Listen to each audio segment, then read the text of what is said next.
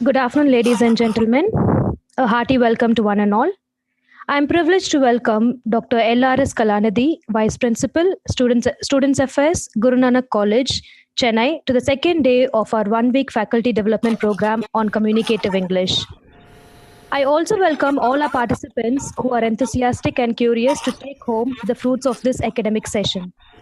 Today, our resource person, Dr. Kalanidhi, will continue with the topic Redefine Skill Sets to Refine Communicative English.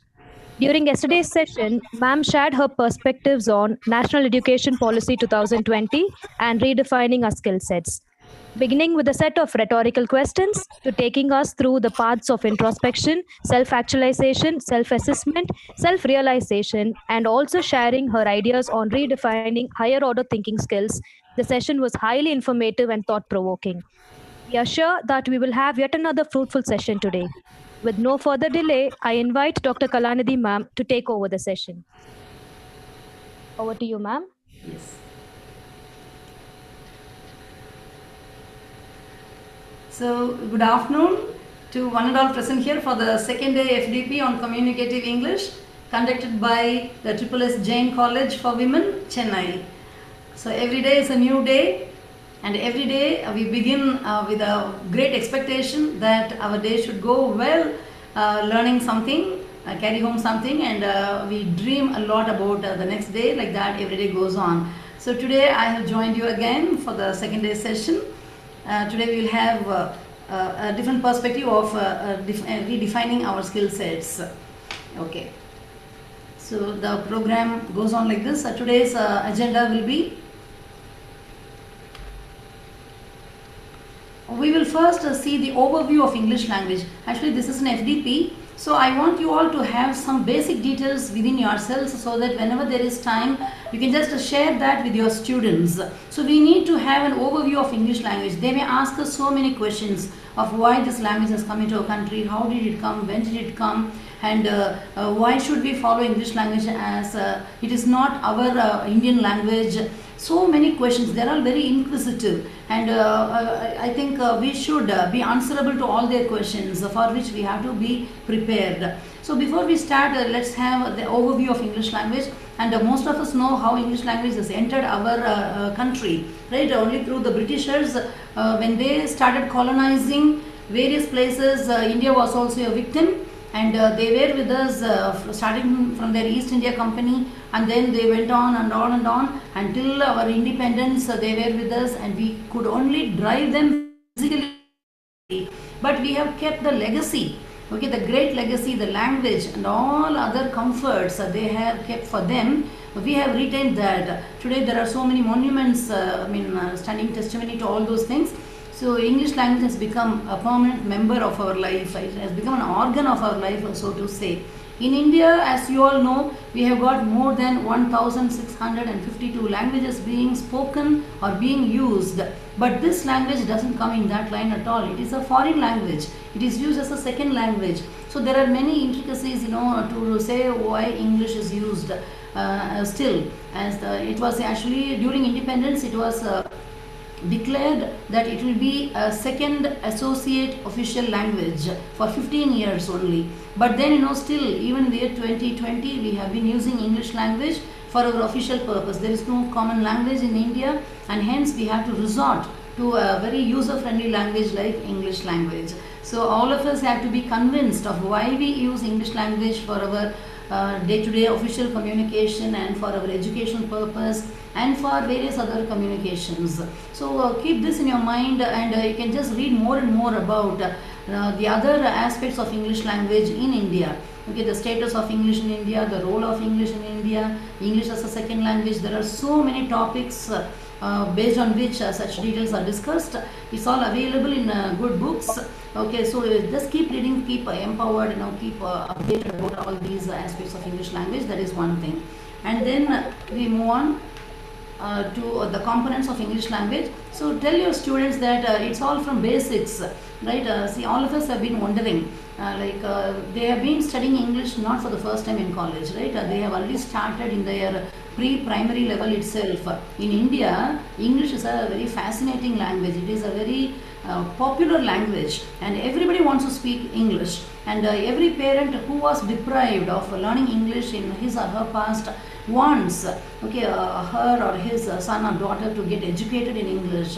They think that this language will help them get good placements, and that will improve upon the economic level of the family, the financial status of the family, and the social status, and ever so many things based on this knowledge of English. So English has become almost a part and parcel of our life. It all starts, every language, actually the components of English language are given here, but dear participants, please remember that any language will have all these components. It all starts with the basics. Okay, now I was telling you about how our students, though they have started learning English from the pre-primary level, they are not able to speak or write even one good sentence in English at the college level. There are so many reasons for that. So again, we are compelled, we teachers of English are given lots of responsibilities of starting from the scratch. Right, so we have to again redo. Our English itself is called foundational English for all undergraduate students in all colleges. Though some of our colleges have become autonomous college, still we have the foundation English as a part 2 English. So in that case, please redo, spend some time in orienting them about the basic components of this English language. Here, English language is our target language, so I have put it as components of English language. So it all starts with sounds. I think in my next few slides I will be showing about the sounds of English and the letters of English. Regarding sounds, when we speak, we hear, and on hearing our sound, the listener also responds with the other sounds. So they are called speech sounds. So the minimal unit of our speech is a sound. Okay, and in English we got 44 speech sounds, which will be discussed in detail after a few minutes. And then we got, while writing, for reading and writing, we have yet another set of letters called alphabet. So the minimum symbol is called a letter. Okay, so technically we call the sound a phoneme. So the study of phonemes is called phonetics. Now these terminologies may disturb the students, but then even in the book Communicative English, it is given not to introduce the symbols in the beginning, because they get panicky. Okay, because the symbols, some of the symbols, they don't look like English. Okay, so students may get some sort of confusion. Actually, it's ironical to see that in India, we have started learning the graphic symbol, the letters of the alphabet in English. Okay, they are called the graphic symbols, and these symbols are taught to us first. Actually, it should have been the other way. The phonemes should have been taught to us in the beginning, but somehow during those times the educational system was in a different way. So they started teaching us with the graphic symbols, and a combination of phonemes or symbols, we call them syllables. I think at length you must have studied in your MA or beyond that. And these syllables put together we get words, and words put together we get phrases, and the phrases as a group we call them clauses, which could be main clause or subordinate clauses, and then we have got sentences, and they go on and on with the patterns or kinds of sentences or types of sentences and all, and we develop those sentences into paragraphs depending upon our need. If you are going to compose or write a poem, then we will make use of stanza forms, or any other form available for us, any other form which suits our taste. And then we go on for descriptive writing as and when we need. Sometimes we write letters, sometimes we send emails, sometimes we write agenda, sometimes we have to write minutes of the meeting. Sometimes for a program we have to prepare a welcome address or a vote of thanks or a comparing script. And many more occasions come in our life where we have to make use of English in the form of sentences. So that is a need-based English, which is yet another topic for discussion. And so we have to tell our students that this is how English or any language starts. We are very much, so you can have the same set for our mother tongue. Okay, over there also we have got sounds and letters, which are otherwise technically called phonemes or graphic symbols. And so you can just tell them that all languages in the world, there are more than 10,000 languages across the world, and we have got Greek as the mother of the Western languages, and Sanskrit as the mother of the Oriental languages. So all such things you can tell them. Okay, and then you can just come to English language. So make them make them familiarize with all these components of English language. Okay, so yeah, I mean this is not in our syllabus, but then we have to keep them keep them informed about all these components, because many students think that English is a very difficult language. Howsoever they have studied all these years, they feel that they are not able to produce any sentence on their own.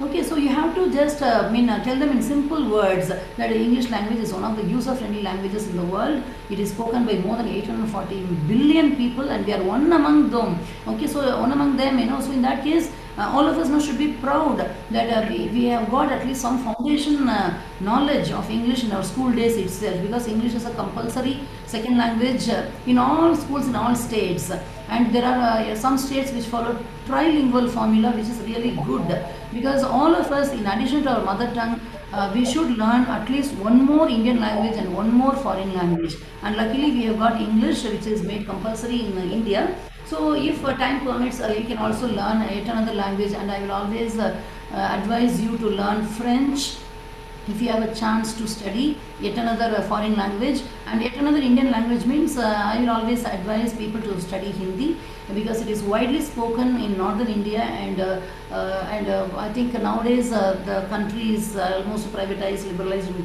globalized. So in that case, what happens, there is a migration, there is a floating population of all people, all kinds of people, nationally and internationally. So we need to know yet another Indian language and yet another foreign language. Other than French, you can also learn German or Spanish. Okay, like that you can go on and on as your time permits. So these are the basic components of English language. It's very, very simple. And of all these 30 years and more, I have been teaching the same thing. Okay, and I wonder why students are not able to grasp simple things. Only thing is we have to make them familiar with all these things using our mother tongue as an example. Even in yesterday's program inauguration, in the inaugural address, Dr.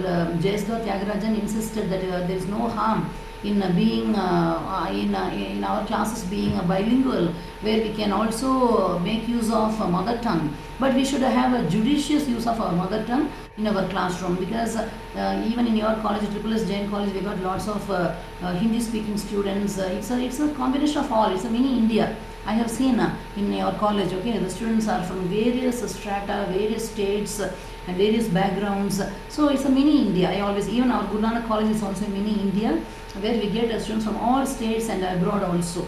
So we are all, sailing the same boat, all teachers of English for that matter. So let us handle them with these aspects. Now, this is what I always tell my students in the beginning itself. English language only is this much. Okay, we use English language based on the 4 language learning skills. I think these 4 aspects exclusively will be dealt by Dr. Beena and Dr. Sumati at great length. So I will be just giving a bird's eye view of this. So for say English is a peculiar language. It's a funny language to some extent, where it has got 2 different sets of alphabet. Normally each language has got only 1 alphabet, but here we have 2 sets of alphabet for English language. One is for listening and speaking, okay, as and when, now I don't have any pen with me, okay, but then I have been speaking with you, you are able to understand me based on the sound I produce, which is a speech sound, and I maintain some standard so that you can also understand, okay, so that is taken from International Phonetic Alphabet, and it is IPA is from International Phonetic Association, which has given us the standard format called International Phonetic Alphabet. When the word international comes, it has to be uniform. Okay, in all countries this stands good, or this holds good, and only in our country we teach English as A, B, C, D. In many progressive countries, I think English is an official language in more than 67 countries. So wherever English is widely used as a first language or second language, they teach with the phonics. Okay, they say b, k, d, like that. They give sound, aspirated sound to the alphabet. So anyhow, we have the International Phonetic Alphabet with the 44 phonemes. So here, this is the minimum component of English language, which is called phoneme. We got 44, E to ear. Okay, so we all know that symbols are represented with slashes on either side, and it starts with E to ear. Okay, in modern English alphabet we got the 26 letters which are very familiar, and they are from A to Z. And here on this left side you can see the International Phonetic Alphabet divided into 20 vowels and 24 consonants. It is again a very big shock. Whenever I start doing this to my students, they used to be very shocked. They say, sometimes they feel that I am wrong.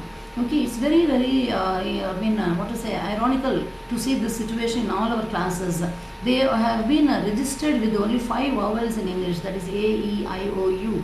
Okay, they don't remember beyond that. But only when we teach articles, I think all of us, we are all the teaching fraternity belonging to the Department of English, and we do have this problem while we teach articles. There only we need this strong basic knowledge that English language in terms of IPA has got 20 vowels which comprise 12 pure vowels and 8 vowel glides. Okay, they are technically called monophthongs and diphthongs. And again we have got among the 12 pure vowels we have got 7 short vowels and 5 long vowels, and I think we teachers are very familiar. In our MA itself we studied all these, even in BA I think it was taught to us, and in my days it was taught to me only at MA level. But then I had a great fascination towards English. I am an Anglophile. I have been an Anglophile right through my days. Anglophile is a person who loves English. So all of us are Anglophiles in this group. Am I right? So all of us participating in this FDP are called Anglophiles. And our job, okay, our additional job is also to make our students Anglophiles. Only when we start loving a subject, I think the subject will also start loving us, and it will also help us in all our walks of life. So here we got the 7 short vowels and 5 long vowels, and you know how to describe them. Like these 5 long vowels have got a diacritic on their right side with the 2 dots on their right side, and you have to, first of all, we teachers have to be familiar with all these things, and whenever there is a necessity, you can bring out this and show this to your students. And on this side we have got 5 vowels and 21 consonants. This side is very familiar. For reading and writing, I think we are all very familiar. Yes, next we have the 24, I didn't have space in the previous slide to describe the consonants. So here we have the 24 consonants. They are divided. We teachers have to be very particular about knowing all these things, okay? Because many times, some students from CBSE, they ask so many questions because they know something about all these things. They don't know everything, but they know something. I come to understand because I too I had trained the school teachers at all levels. For many years I had taught the school teachers of how to teach English. One thing is very sorry state of affairs that in many programs of mine, or whenever I happen to attend others programs, I could see there is a great reluctance on the part of the teachers in schools. I don't blame them. There are many reasons behind that. They are not very particular about learning something new. Okay, these things, it sounds Greek and Latin for them. But for the college teachers, we have to be sure of these details. At least the sounds, okay, the familiar sounds like but, like that we should say. We should not tell them it's a P, B, T, D, K, G. Once it is given within slashes, the sound changes. So that has to be remembered by us. I'm sorry that the first slash for per is missing. Okay, and so these 24 consonants are divided into plosives, fricative, affricates, nasals, lateral, and approximants. Okay, so remember, okay, there is no harm in learning all these things. Okay, you can keep this, okay, in your diary or in your special. I always maintain a notebook for me. Every year I buy a notebook and then I write whatever I learned during a particular year. So this I write in every year's notebook because these are all fundamental details we ought to know. Okay. Next, here comes the modern English alphabet, which has got its origin from Latin alphabet. Okay, our students may ask us how English came into existence, from where it got its letters, who did all these things. So many questions. They are all very inquisitive. They want to ask us. So please read. I just search in Google. There are lots of information available in Google. Going for some standard reference materials and then learn about this modern English alphabet, which has got its origin from Latin alphabet. And here we got all the 26 letters. I have given you different colors. The vowels in these 26 letters are indicated in the green color, consonants in blue, and the omitted letters in IPA as red. The third part is given red color because that is not known to many of the teachers. I don't know, I was really, shocked to see that this is not in the minds of many people, because they say they were not taught this. Luckily, I had a very good professor from Annamalai University. I owe him a lot. It is he who taught me all these things. So I want to share this knowledge with you. So you can see A, E, I, O, U as vowel letters in English. That's only an indication, but we have to rely more on IPA. Because when we teach articles, we face lots of troubles while teaching a university, a union, a European, an SMS, an LIC officer, right? Don't we face troubles when we teach, and students may ask why we use different articles over there? So we have to justify. So this AEIO is only kind of an indicator for us, where the sounds related to AEIOU have to necessarily have the indefinite article and before them. And the consonants are given next. I have given omitted letters. Actually, in graphic symbols in modern English alphabet, these 4 letters find a permanent place. But when it comes to IPA, I think if you had carefully analyzed the 44 phonemes, you will not come across C, Q, X and Y. Why? So the next slide will give us the answer. Okay, these are the reasons for omitting C, Q, X and Y in IPA.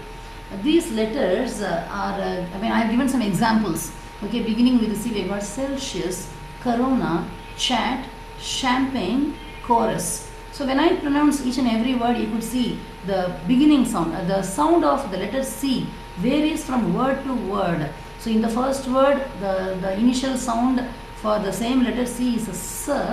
The second word is K. For the third word it is Ch. For the fourth word it is Sh. And for the fifth word it is K once again. But in Corona it is CO. Here it is CHO. Okay, so you can see when a letter creates these many confusions, the phoneticians decided that this letter should be omitted, okay, to get rid of the problem. Because on the right side I have given you the symbols. Those symbols are available among the 44 phonemes. So in that case, let us not confuse ourselves with the C. So already it has been removed in IPA. So we teachers have to remember all these details. And for the letter Q, I have given you some examples. It is very surprising, except Qatar. Qatar is the name of a country which need not be referred. But then, I wanted to refer, because I want to tell, all of us must have identified by now. When we refer to dictionary, it's very interesting to see that the letter Q is always followed by U. It's very interesting. Okay, this letter alone has all the words, almost all the words. Still many students used to ask me, can you please give me a word beginning with the Q and which is not followed by U? I always say Qatar. And they say, madam, proper noun, the name of a country, you said we should not use it. But then I used to say, yeah, since this is an exception, I give you.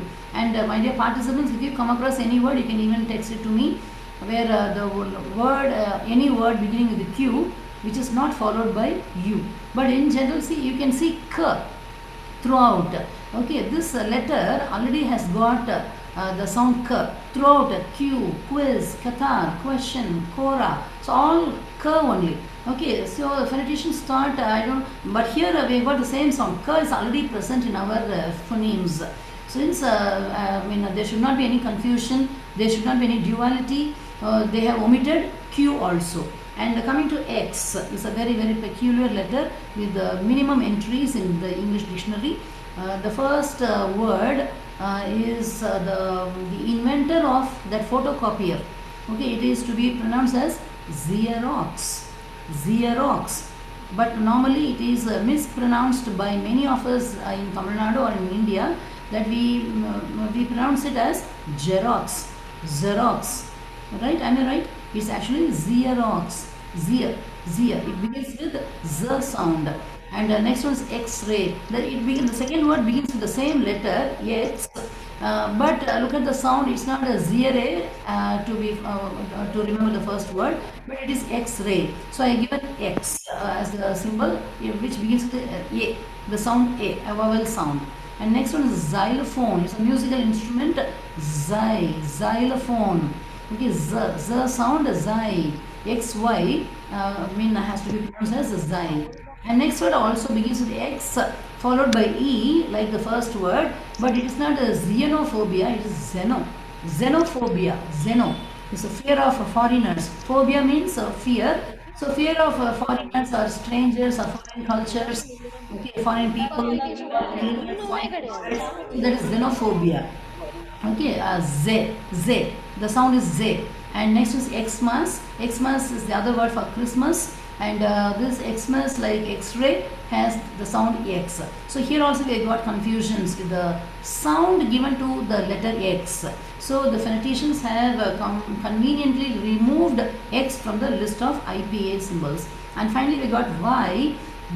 It's not Y, it's Y.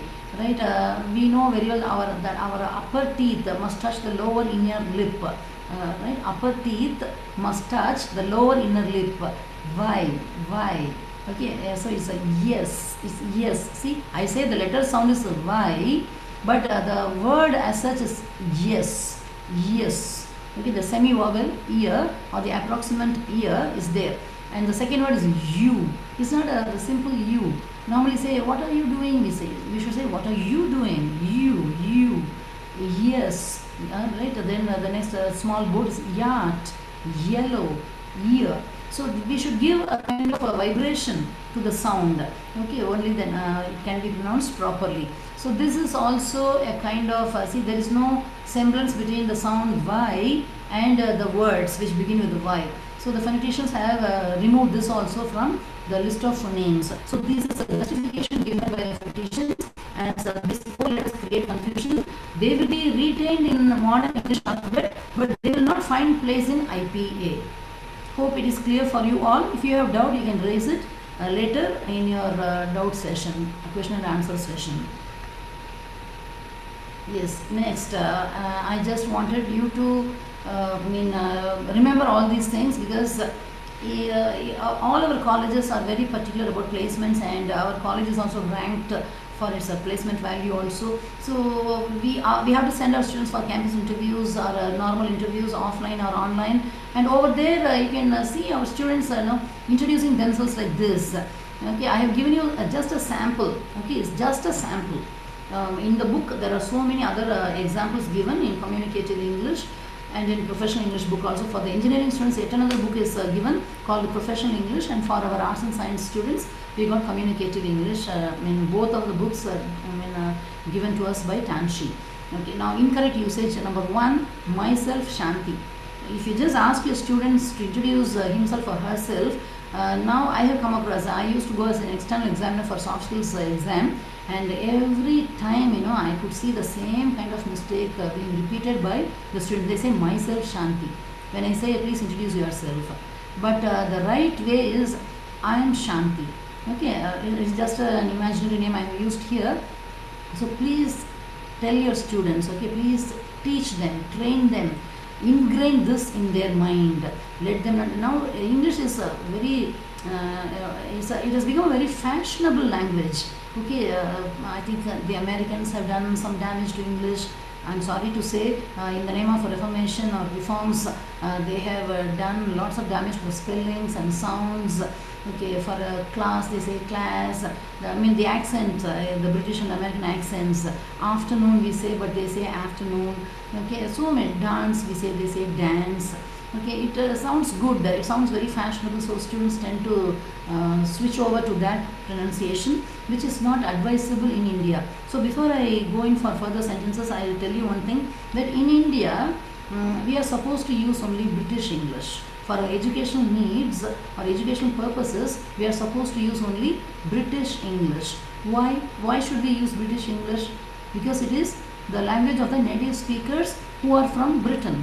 Okay, American English is from Americans who are not the native speakers of English. Like us, they are also non-native speakers of English. Okay, we are native speakers of our own mother tongue. We are non-native speakers of English. Similarly, Americans are also non-native speakers of English. So in that case, we cannot follow their English. Okay, I mean for educational needs I tell you. So while teaching or while following also we should use only British English. So your students may ask you why, what is wrong? They may show their textbooks. I have seen the science textbooks, the commerce textbooks, the computer science textbooks have American English, and even in computer system also.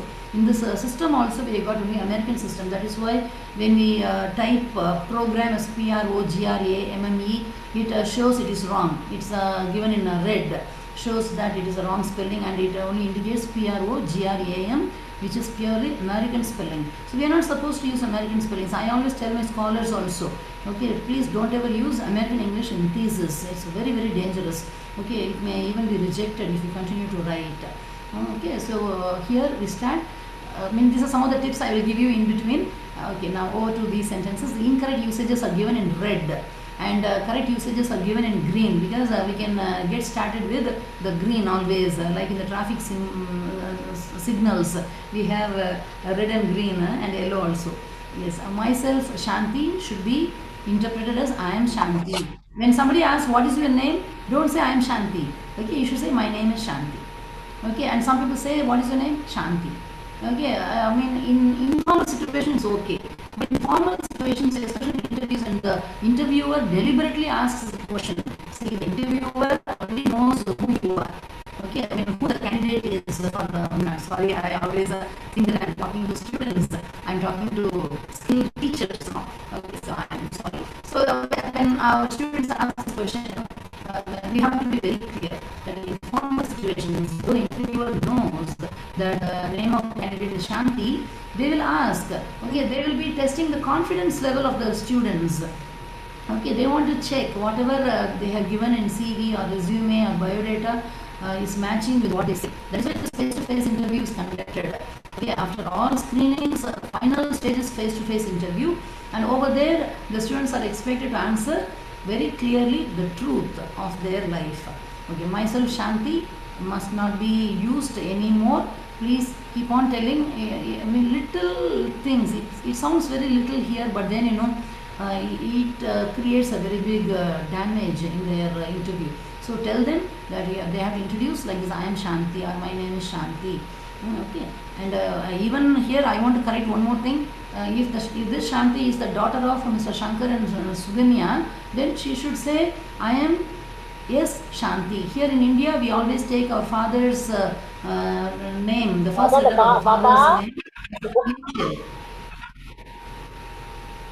Yes, yeah, right. So we can say I am S Shanti.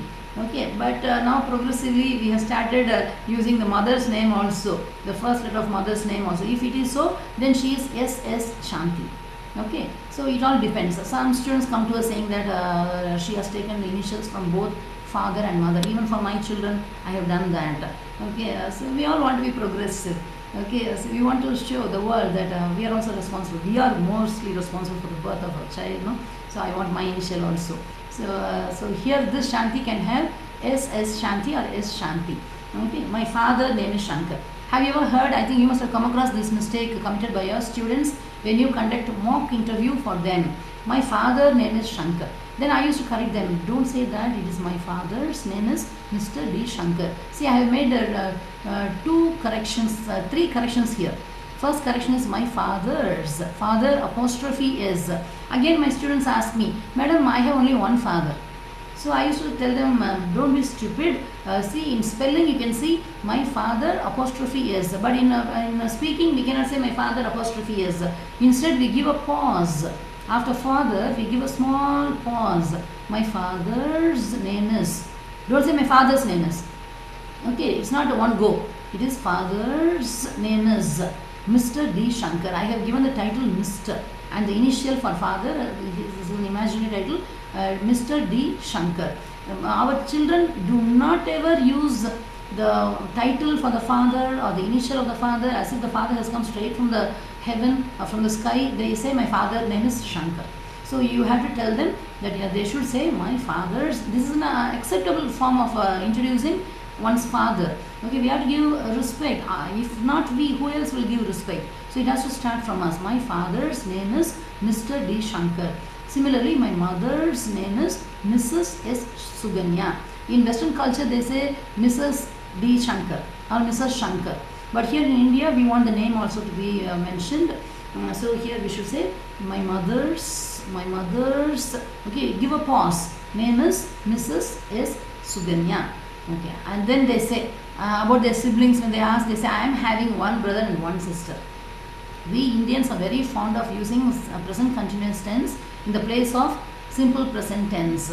So that is one of the biggest errors we commit according to F.T. Wood or Michael West. There are many researchers who have identified this mistake in Indians.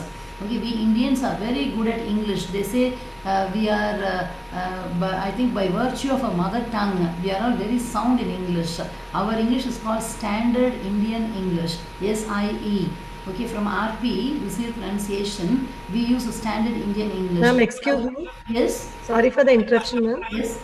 There is a disturbance. When you speak, we could feel a kind of disturbance. Can you check, ma'am? Some audio disturbance is there. Some additional noise comes. Some background noise, ma'am. I have switched off the fan. Okay, ma'am. Okay. Sorry for the interruption. No problem. Where is the noise coming from? Okay, I think from now it will be better. Okay, ma'am. Thank you, ma'am. Yes, I'm sorry, but was it troubling for a long time? No, ma'am, not like that. Kalanidhi ma'am, this is Nataham. Just you can plug out the earphone and again you can plug in. It will help. Okay. I hope it will be better now. Shall we continue? Ma'am, can you please mute yourself and then unmute, ma'am? Can you please try? Shall I mute myself and then unmute? Okay, please do. Yes, ma'am. Yes. Okay, I'll do that.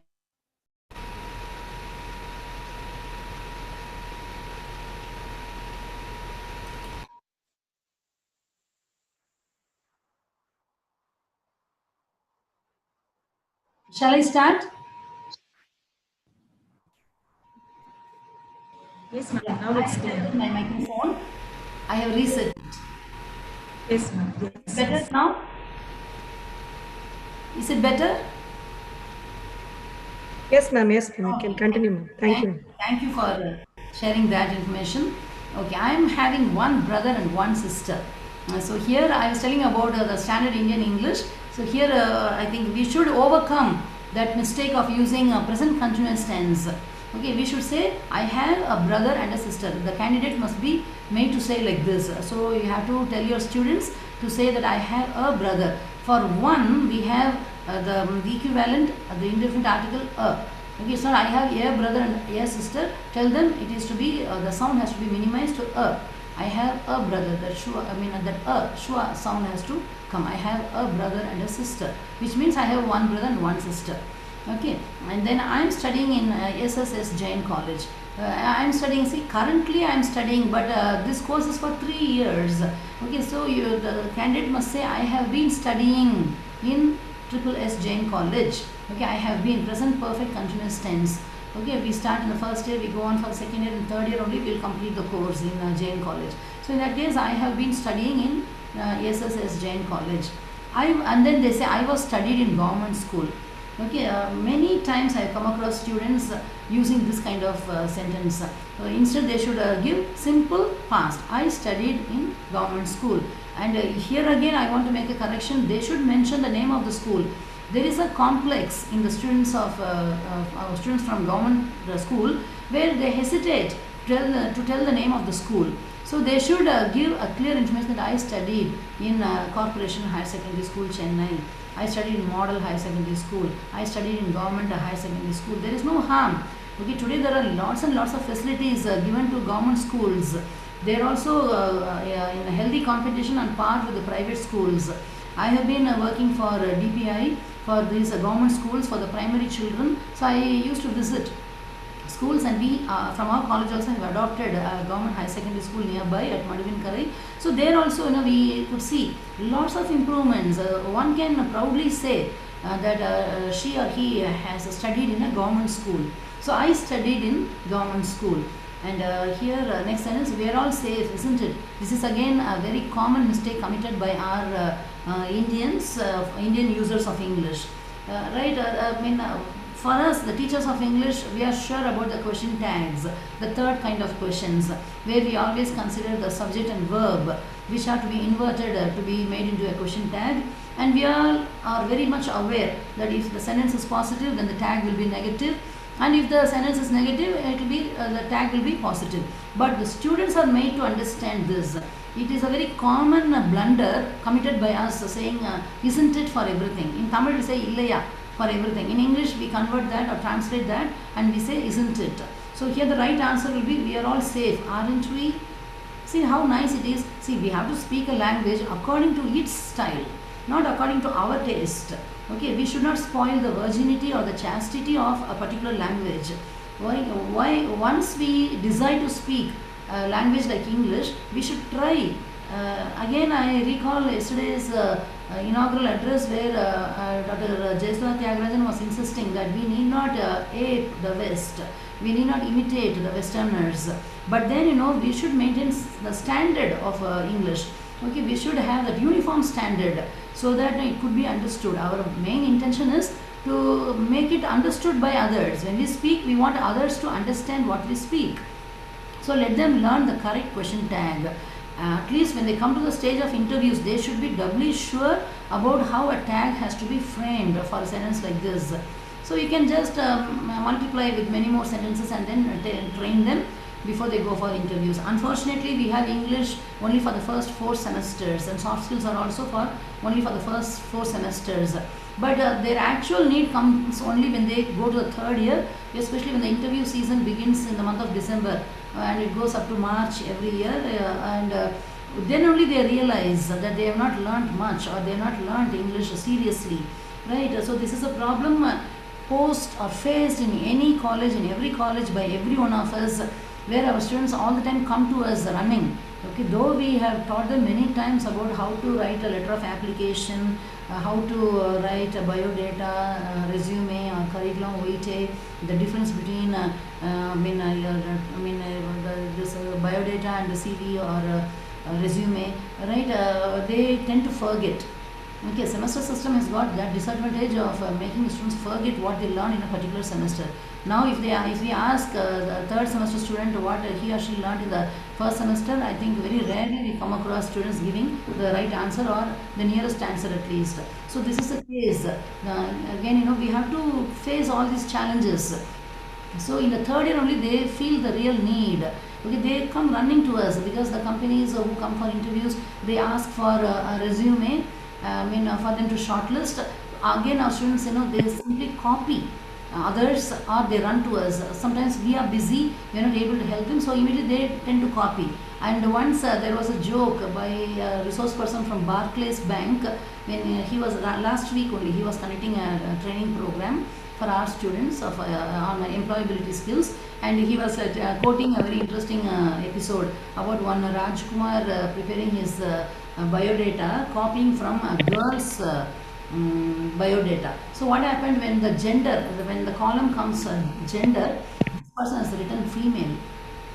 Actually it's a boy, Rajkumar, but he has written female. So in the interview, I think the person who was going through, who was scrutinizing the biodata, identified that mistake and pointed out to him, Rajkumar, are you a boy or a girl? Then he was a bit, shocked, and he said, sir, I am a boy. Then why is it given that you are a female? Then only this boy realized, it seems, that he has taken he has copied the entire thing, and only the name was changed. Most of the things he has copied from the girl student who had helped him, but unfortunately he could not correct female to male. See, our students are not able to use the 6th sense at that time, where they are supposed to use their common sense or presence of mind. They fail to do. While copying, I think they become blind totally. So this you have to insist. And other sentences, I think I'll go fast. You can just understand. I think it is very clear. In case if it rains. See, in case if. Both, I don't know how such mistakes have entered into our minds. Okay, so here we either require in case or if. You can say in case it rains, we cannot go out, or if it rains, we cannot go out. And next sentence also is similar. Suppose if you can help me. Many people I have come across, okay, even the educated people, I mean higher officials also tend to make this mistake. Suppose if it rains, will you cancel the program? Okay, we used to wonder why this gentleman or this woman is making such a mistake, knowingly or unknowingly. Okay, the person may not be a member of English, but then one need not be a member of Department of English to make a mistake like this. Okay, we need not make mistake at all in this. So it can be either suppose or if. You can say, suppose you can help me, I will be happy, or if you can help me, I will be happy. Okay, and next is another a very common error we come across in the users. I can able to sing well, right? We can say either I can sing well or I am able to sing well. Okay, but we cannot put together both can and able or could and able. Okay, then we cannot cope up. It is again a very, all these years I got bunches of students committing this mistake. We cannot cope up with these many problems. We should say we cannot cope with these many problems. This is the overuse of the preposition over there.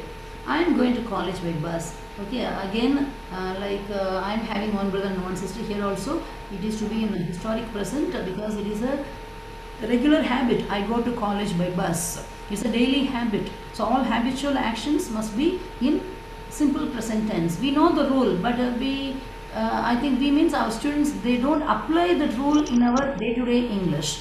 And again, this is a very common usage. Shanti miss is absent today. Okay, here there are two mistakes. One is we should address as Miss Shanti. Okay, and we cannot say the teacher is absent. We should say the word is leave. Only for students the word absence is used.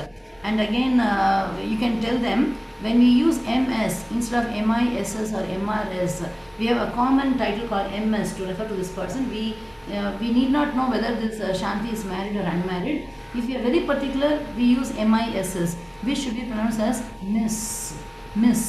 Okay, and if it is MS, a married person referred as MS is an American title, we should say Ms. The Z sound must come, Z sound must come for married women with the title MS. So this you have to tell the students. Okay, whether the student is a Miss Shanti in plain S sound or Ms. Shanti. So people, educated people understand the difference between Miss and Ms. Okay, it is given in dictionary. You can also verify in Oxford's Advanced Learners Dictionary. It is given. Okay, Miss and Ms. Okay. Then finally we have Kumaran sir called me. Okay, for men we say sir, and for lady teachers we say Miss or Madam. So here we should say Mr. Kumaran called me. Okay, and one more thing I come across, I remember now, when 2-3 teachers go together, and if the student wants to greet the teachers, then the students tend to greet the teachers, good morning sirs. For sir, the plural is sirs. It is accepted in English. But when it comes to lady teachers, especially in your college, when a bevy of ladies, when a team of ladies or a group of ladies face the students tend to say good morning madams. Have you ever heard students telling good morning madams? Actually, there is no word called madams in English. First of all, the word madam itself is a derogatory word in English. Okay, I need not tell you the meaning of the word madam. It is given in the dictionary. Please go through. But then there is no other go. We use the word madam. We have become very familiar with the word madam to refer to a woman teacher or a female teacher. But the plural is not madams.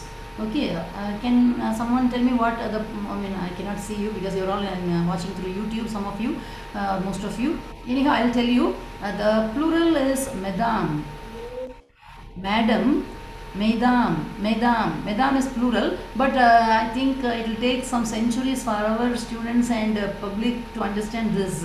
So instead we can say good morning teachers. I think teacher is a beautiful word. Though we are all teaching in college as lecturers or professors, there is assistant professor or associate professor, we can say good morning, we can make them say good morning teachers. I have come across some students telling beautifully good morning teachers, okay, which is a very safe word for them.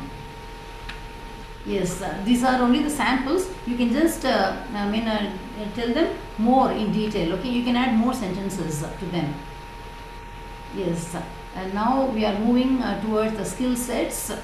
Now when you first skill to be imbibed is listening skill, and whether we hear or listen, whether we see or watch, okay, whether we tell or speak. See, English is a very beautiful language with lots of words, okay, but we should be very precise in using it. So this is for the students. We teachers are very familiar with the differences between hear and listen.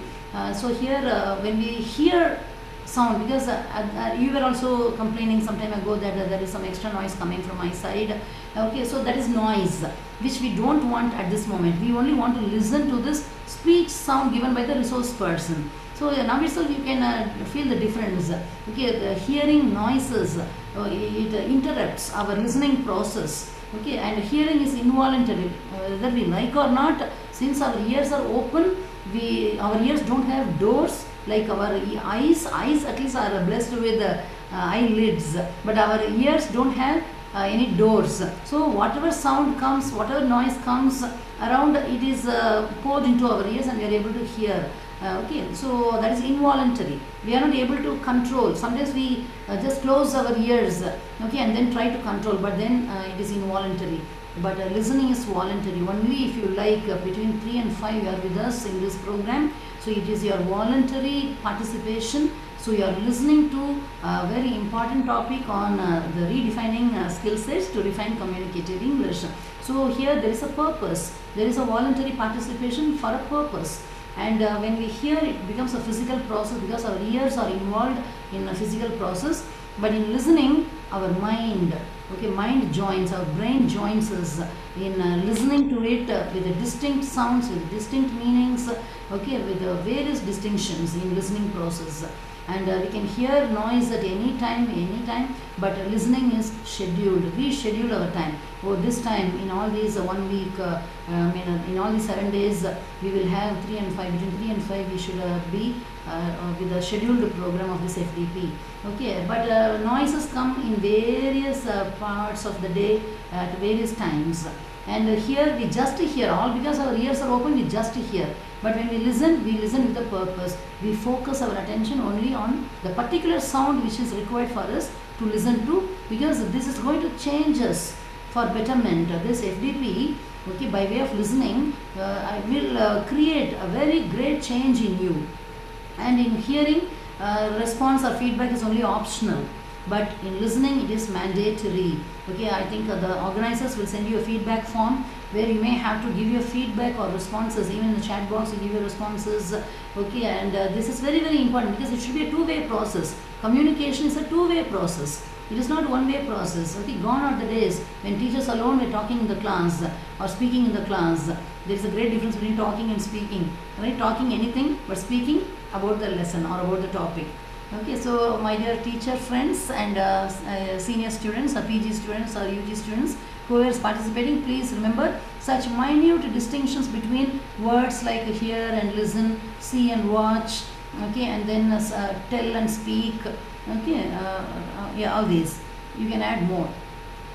Yeah, skills to be refined. Again, the listening skills continue.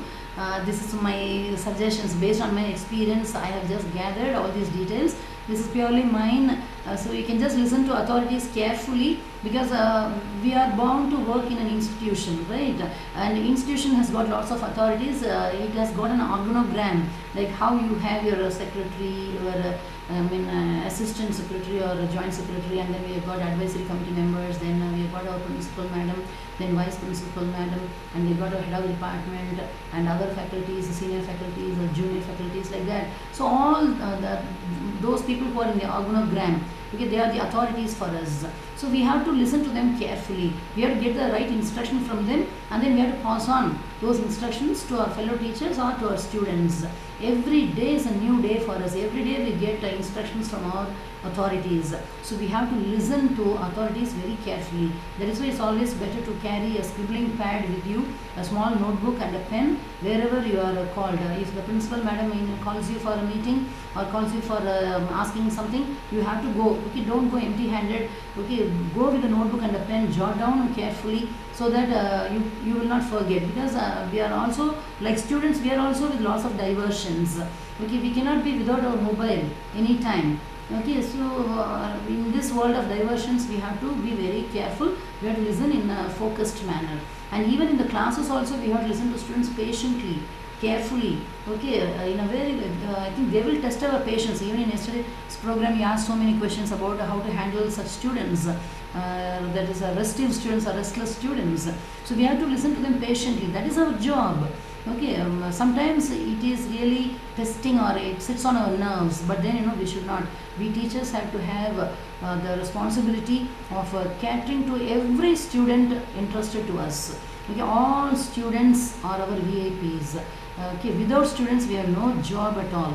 Okay, so students are the main stakeholders of an education institutions. So without students we don't have any work at all. See, many institutions, they have cut the salary. Okay, during this COVID situation. Okay, it's very painful, and very fortunately our college has been providing the full salary to all staff, and every month we profusely thank our management for paying us fully, because they are very munificent. All managements are very generous and munificent by paying the staff with a simple expectation that we should do justice to our students, to our profession, to our occupation. So in that manner, we don't consider our work in terms of money, but then money is very much required for our life. Only if we are happy at our family front, we can work well in our working environment.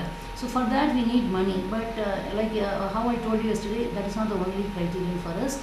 We should, I think, fulfill all the qualification to get into a very decent job where we will get a better salary or so. Right? We have to, upgrade ourselves, upskill ourselves. I will be telling you that towards the end of my program also. So we have to listen to students very patiently, listen to the punctuations properly, because sometimes the students will give a pause. Pause is a very dangerous punctuation. Okay, very important punctuation, so to say. Right? When we ask why are you late, I am late because they won't tell the answer immediately, because some children may not have the guts to tell us the actual reason, for the fear that we will ignore them, or we will just chide them, or admonish them, or scold them, or scream at them. So they give a pause. That pause may give a very genuine reason behind. So we have to be very careful listening to the punctuations, the commas, the full stops, okay, the exclamatory marks, the question marks, and all these punctuations when speaking, have to be very carefully listened to. And we have to listen till the end. Okay, most of us are very poor. We are poor listeners. We don't. We only listen in the beginning of the instruction, and we start running. Okay, to fulfill that. But at the end, only we will get the right instruction. Okay, so we have to listen till the end when authorities speak to us. Even in a meeting, even if in a program like this, okay, once you are committed to this program, once you have registered for this program, your priority is to sit through the program, because they have already mentioned that it is between 3 and 5, and 15 minutes before you have to enter. Right? You have to just log in. So in that case, we are committed. So let us not have any deviation. I have come across people, many people used to have, I think you must also have had this comical situation in your days during this COVID situation only. We were very busy attending lots of webinars, workshops, FDBs, FDPs, and what to say, quiz, seminar, so many things. No? I think we attended. And I had seen, some of my friends, had shown me some certificates where on the same day they would have attended, many programs. That too, it's very funny to note that at the same time, like between 3 and 5, they will be attending one program here in their desktop, and in the phone another program will be going on. And in the, I think at home all of us have mobile phones. Okay, and every mobile will have some program. They will only log in. They won't listen till the end, but ultimately they will all rush for that, what's that, feedback link. I get irritated, when in the chat box such messages come in large numbers asking for feedback. Some people used to ask in the very beginning itself. It's very nauseating and it's very irritating for the organizers. We have to sit through the whole program, only then we will get the complete knowledge of that particular program. It's a short-term goal to be fulfilled. So we have to listen till the end for getting the complete knowledge of that session. Right? Only if you had attended my yesterday's session, I think you will have the familiarity to listen to me now. Those who joined only today will have some difficulties, like what I had said yesterday. Okay, they would have missed something. Okay, in the class also you must tell the students that they should listen till the end. Now these are skills to be refined not only in us but also in students. Okay, it's a two-way process for me. Listen to lectures by attending seminars or conferences or workshops. So my dear participants here, I want you all to listen to all good lectures fully. Okay, from the beginning till the end. In YouTube also there are many recorded lectures you can just listen to. Even now I am very much fascinated to listen to Swami Vivekananda's speech. I think, has anyone tried to listen to his speech? Such a clear voice. Swami Vivekananda, when he spoke for Voice of America, for a radio station. Okay, that speech, a very famous speech given in 1853. Okay, that's a famous speech, brothers and sisters and brothers of America. That's how he started his speech. And I used to listen to Jawaharlal Nehru's speech, Mahatma Gandhi's speech, Indira Gandhi's speech, great leaders' speech, Winston Churchill's speech. Okay, so many. And then today there are many motivators, corporate sages have come into existence today. And sometimes they are also interesting. I listen to English part of what they say. I don't go very deep into what they say. I will listen to them, the flow is very beautiful. There are many Swamijis speaking, there are many Pandits speaking, there are many corporate sages. Okay, that's how they are all addressed. So you can just listen to them. Okay, just listen to the English part of what they speak. It's very interesting. Okay, I want you all to be good at listening skills. Please refine your listening skills. And come to speaking skills. Speak with correct pronunciation and clarity. Okay, speak politely, speak only the truth, and maintain decorum. This is inside the class, outside the class, wherever we are, wherever we use English, we have to maintain these four things. These are only samples I have given you. I think the further sessions will highlight more on the productive skills, okay, speaking skills and writing skills. Okay, speak with correct pronunciation. Pronunciation, it's not pronunciation, it is pronunciation. Okay, we pronounce, but we have correct pronunciation. Okay, so you know how a T-I-O-N ending word has to be pronounced.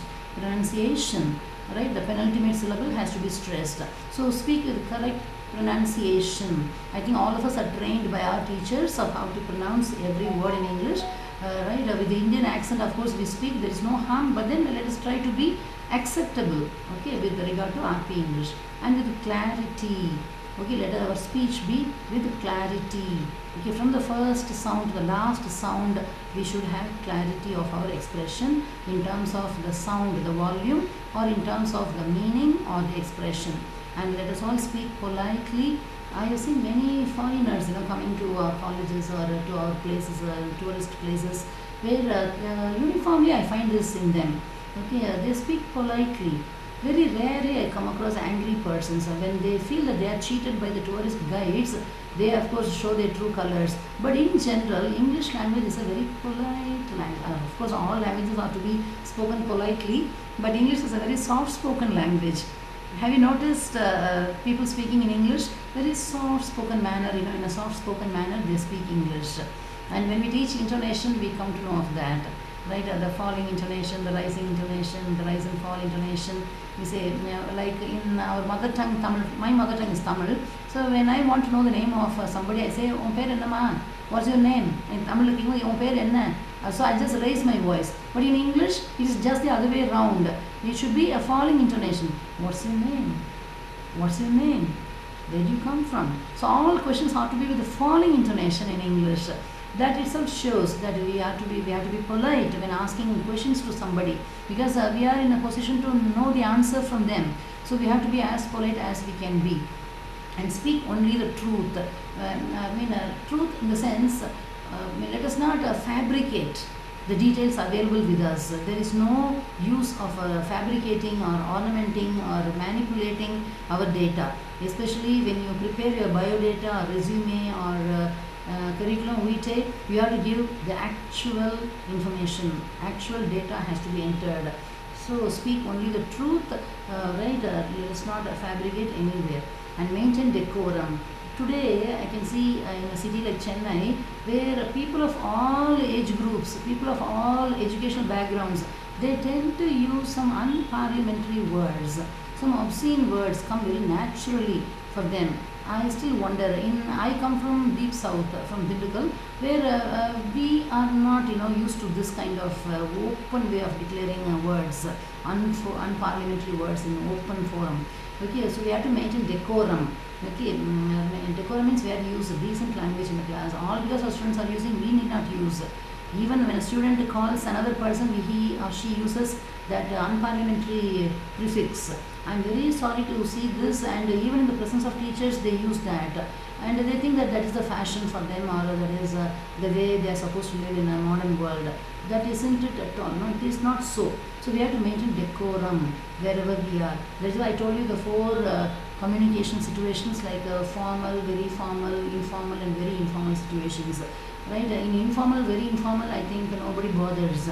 But in formal and very formal, we have to maintain decorum. Okay, not only we have to insist that our students also maintain decorum. Then come to reading skills. Read with proper modulation. I think there should be a difference between all these things. Like when we read a lesson, there is a standard modulation. When we read a poem, we have a standard modulation. When we read a story, there again we have yet another modulation where there are some dialogues in between, and we have to raise our voice, we have to speak according to the dialogues. And then in drama also we have got dialogues being exchanged. So we have to use fall, rise, and falling and rising intonations. So proper modulation is very important. I have come across even, see, we all have internalized the quality of teaching from our teachers in the past. I think our school teachers have impressed us very well. Our college teachers have impressed us in a different way. And we have got some role models from among our teachers. So please have somebody like that, and then have proper modulation. Okay, and then read the answers. This is a very important point I want to tell you. Read the answers in communicative English, reading, writing, during examinations they show this. Okay, communication gets fulfilled only in the semester comes to a completion with the writing of the exam, and the students write the exams after reading carefully. And there are many teachers, I don't know why it happens, there is a deterioration in the moral standards of the teachers where they don't read the answers carefully and give marks. They award marks just like that. In valuation centers also we come across such plights. I'm sorry, to bring this point into discussion here. We have to be very, very conscious and conscientious. Okay, and especially in women's college, we face this situation where students have a healthy competition. They come to us running for half a mark or for 1 mark, saying that I too have written answers like her, but you have given more marks for her, and for me you have given less marks. Okay, then you should be morally strong to tell the student that she should not compare her answer with others. Number 2, she should be pointed out the mistakes that she has committed for which you have reduced marks. Sometimes the teacher has to cut a sorry face because the teacher would not have seen the answers properly and would have overlooked the answers. I think this is a very common situation in all our life. But then at one stage we should correct ourselves. Let us not be hasty in correcting the papers. Okay, please spend some extra time in going through the answers carefully. It's a very difficult task, I know, but then we have to do very carefully because we are handling the lives of students. The marks decide their future. Okay, marks they do not decide the knowledge of the student apparently, but then wherever they go, they only have to carry the mark sheet.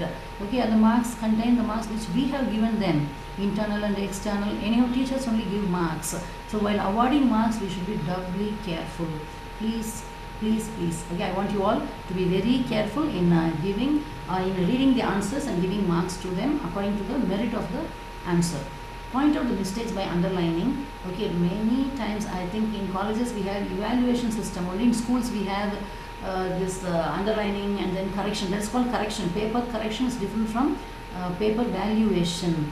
Okay, we only give face value to the papers in our end semester exams. But I mentioned here for correcting the first internal test, second test, model exams, assignments, wherever possible.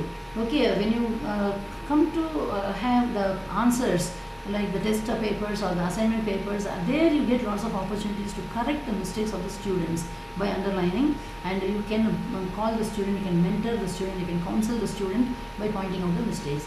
And you should give feedback and comments. Okay, nowadays students also expect, parents also expect.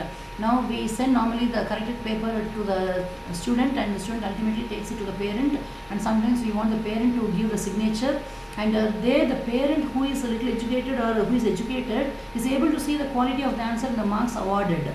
Okay, and they also sometimes pick up quarrel with us during parent teachers meeting. I have got a couple of parents who are well educated, and they come to me saying that why have you reduced marks? Then I used to tell them very clearly, see, here there are lots of grammar mistakes, here there are spelling mistakes, here there are punctuation mistakes, here there are some factual errors. The student has not answered to the question. She has written a very big answer, but this answer is not to the question. She has written only the summary of the whole text, the story part of it. I have asked a different question, but the answer is different. I should have given a 0, but I have given a grace mark of 2 out of 6 or 8. So we have to be very careful in answering. Okay, we are answerable, we are accountable at every stage. Then refer related materials in your subject. Means you have to see, if you want to teach a particular lesson about nature, you just read some more books on nature. Okay, and you can read lots of e-resources when you don't have a print medium. So you can just read some related materials and then empower yourselves. Students may ask many doubts, so we should read some extra materials and have reading as a regular habit and instill the same in your students. I want you all to have regular reading habits. Every one of us, is supposed to have a library in our house. We should have, library means a collection of books, so that we can read. We can also, when we read, I think our children also will tend to read. Okay, they just look at our behavior and they emulate that behavior. Okay, how much ever we tell them to read, they don't read. But once we start reading, I think they will also tend to read.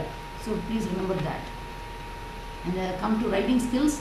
Inside the classroom, write clearly on the board. Okay, some people or some teachers I have come across writing in a shabby manner, or writing only the first few letters and then dot or dash like that they write, and then write with proper spelling and no SMS language. Today I think all of us are infected with this disease called using SMS language. Okay, even teachers use SMS language in our formal communications. It's very dangerous. Okay, we should not spoil the beauty of the language or the chastity of the language. Please, as a teacher, please use the proper spelling on the board. When you use the board, remember that it creates a better visual effect. The students are able to see and record that in their mind. And prepare, wherever chances are there, please prepare lesson plans, not in a very detailed manner in schools. We are all working in colleges. So prepare, at least in hints. Okay, you can prepare lesson plans and write diary every day. Please mention, I mention this again and again, please maintain a diary every day, so that in future when somebody asks for something, you can just refer the diary. Right? I have got all 32 diaries intact in my library. For your kind information, anybody can come to my house at any point of time and check. I have got all 32 years of my diaries, and before that also. I'm now 55. I started writing at the age of 4. My father taught me to write diary at the age of 4. From 1969 onwards, I have been writing diaries, and I am proud to say that I have been maintaining all these intact. So whenever I am bored, I used to go to my 70s diaries or 80s, 90s, 2000s diaries, and then I will see. And it is green in my memory, whatever has happened in my life, whatever I have recorded in that diary. Okay, so not only that, professionally also it helps us a lot. And emails, sometimes some people write emails in a very lengthy manner, and some students write essays in a very short form. And so we have to be very clear about the purpose of our communication. Okay, emails have to be brief and pointed. Okay, whereas the questions and answers, to be written according to the word limit or the page limit. All those things have to be learnt by us as well as to be passed on to our students. Keep your resume updated. My dear teacher friends, always, it's a very big lesson for us. Now NAC is asking for so many details, IQAC is asking for so many details. We have to document our own details. Okay, so write your resume every now and then. Once you get a certificate for after this FDP, please include this in your resume, that you have attended 1 week long FDP on communicative English conducted by the Department of English, SSS Jain College, Chennai. So you have to maintain that. So as and when a program is completed, if you record, it will be easy. But some people are very lazy. They accumulate everything, and at the end they will search for this here and there. Okay, don't ever do this. Please update your resume every now and then. Okay, then prepare your speech or address. I think the organizers here are very much clear in their part. Each one is very much prepared. Okay, we prepare our speech or address in a writing form or written form, so that we will have the confidence. We will not miss any point. Okay, even PPT is a very friendly device for me. Okay, see, with this PPT I spent some hours preparing the PPT, but now this PPT is very handy for me. Okay, so this is how you have to improve your writing skills and kinds of skills. Recap, because my topic is redefining skill sets. So don't be bored that this lady keeps on telling about skills, because it's one of the occasions for me to share my knowledge and experience with you. And these are some of the skills which we have been developing all these years, for which we get good name from others. We are not working for getting good name, but we are working for our conscience. Ultimately that gets reflected. Some of our juniors also try to follow us. That is our duty. In fact, the seniors must give must be a role model for the juniors, because we also learn from our seniors. We also committed lots of mistakes in the beginning, but then slowly, by seeing one by one, we started correcting ourselves, changing ourselves. Today I am made up of so many of my teachers' advice, so many of my students' contributions, feedbacks. Okay, so that is how we discipline ourselves. So these are some of the skills. Quickly we can go through discipline skills, classroom management skills. You can just read along with me. We have to be self-disciplined in dressing, body language and behavior. In dressing, very careful. We have to be very careful with our dress code. Okay, we teachers have to be very careful. I stress this for the women teachers here, because we have to be very conscious, because we are being watched. All 60 minutes we are being watched by the audience. And I have been working in a co-educational college where I have to be doubly careful in my dressing. Okay, let us not wear transparent dress materials. Let us not wear gaudy colors. Let us not overdo our makeover.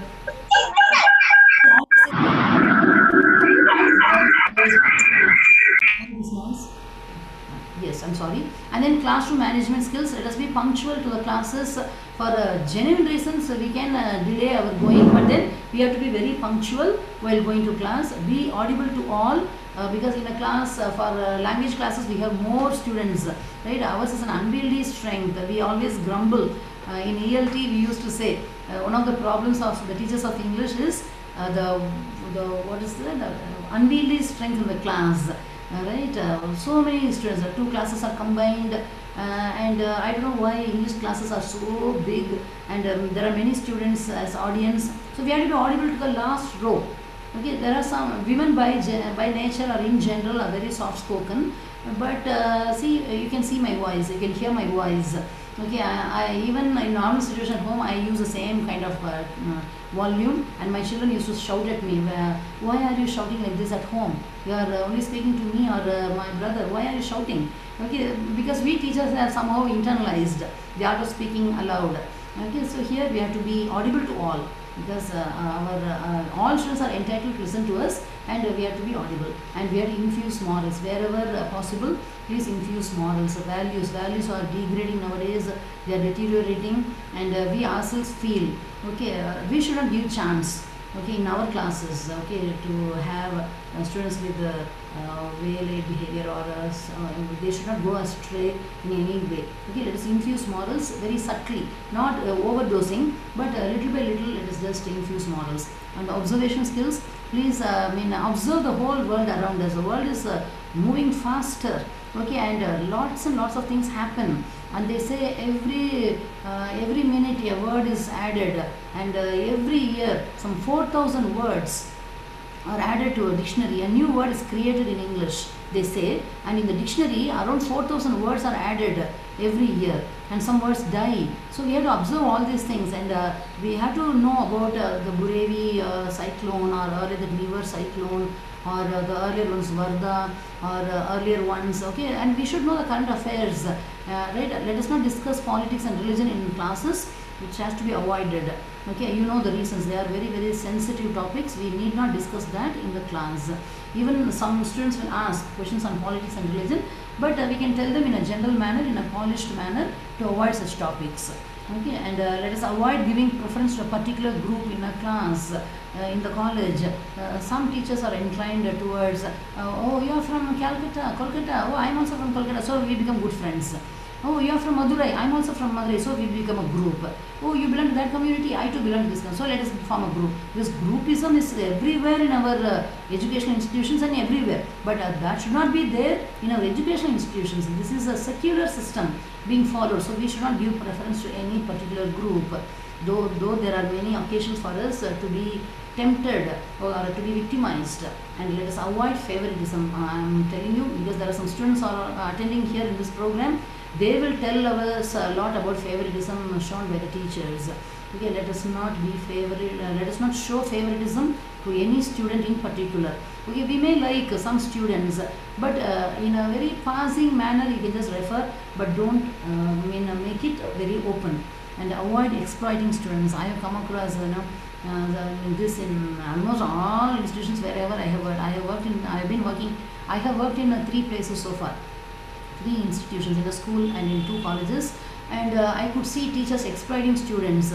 Okay, they even exploit the extent of borrowing money from them. Let us not demean ourselves. We are all in a dignified job.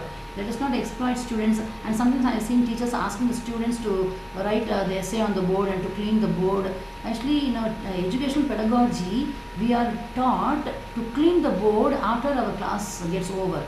We are supposed to clean the board. Okay, once we enter, the board ought to be clean, to have been cleaned by the previous teacher, or if the previous teacher had some preoccupations, he or she must have suggested or advised or instructed the class leader to clean the board. It's not rubbing the board, it is cleaning the board. There is a great difference between rubbing the board and cleaning the board. Okay, so the cleaning the board, that particular thing has to be done by the teacher herself or himself. But students are exploited. Okay, to some extent we can train them, but that should not be a regular feature. Okay, and we exploit students in many ways. Let us not do that. Some teachers use students for their personal use at home. Okay, that is not a healthy thing. In that case, we should pay the student. Okay, that is how we go on. Yes, next set of skills: student engagement skills, effective communication skills, and teaching skills in this slide. Student engagement skills. Know about each and every student entrusted to you. Because in our college we got class in charge. So I am in charge of 2 classes. So I should know about each and every student of my class. I cannot remember all 7,000 students in our college, but I am entrusted with the 2 sets of classes, 2 classes, so I should know about the 70 students here and another 70 students in another class. So I should know about all 140 students of my class. Right, because we need to know so many things about students, about their talents, about their marks, about their attendance, and so many details, scholarships, so many things are required for each student. And we have to mentor or counsel our students regularly, and let us know their talents and channel them. Okay, not all of them will come up only through these educational degrees. They will also be able to come up through their extracurricular activities and other co-curricular activities. And let us have effective communication skills, like we have to think well before we speak, because words once spoken cannot be taken back. 3 things never return, right? There's a proverb, 3 things never return. One is the spoken word, the second one is the sped arrow, and the third one is neglected opportunity. So the first among the 3 is we have to speak carefully. The spoken word will never come back to the mouth. So we have to think well before we speak. Even in many holy scriptures it's given, right? Noble thoughts, noble words, noble deeds, right? Should be our mantra. Noble thoughts means good thoughts, good words, and good actions. Okay, must be in our life throughout. Listen more and speak less in normal situations, because we teachers, we have to speak initially to initiate, but the students have to speak more. Okay, we have to make them speak. We have to keep our classes interactive so that we can listen to them more and answer whatever they need. Teaching skills: teach precisely, use the blackboard appropriately or your smart board, right? Whatever you have, teach within your time. I am also very weak in this. Okay, sometimes I forget my time. Okay, I just encroach upon the next hour's time, where the teacher will be walking up and down restlessly, and students, they tend to tell me, "Madam, sir is waiting, madam is waiting, your time is over," like that. I feel very bad, I feel very guilty. I should also learn. Along with you, I will also learn how to teach within our time. And next is subject knowledge skills, time management skills, and clear planning skills. Okay, subject knowledge skills, we have to be a master in our subject. Okay, we are given the degree MA in English, Master of Arts in English. So we should have the mastery over our subject.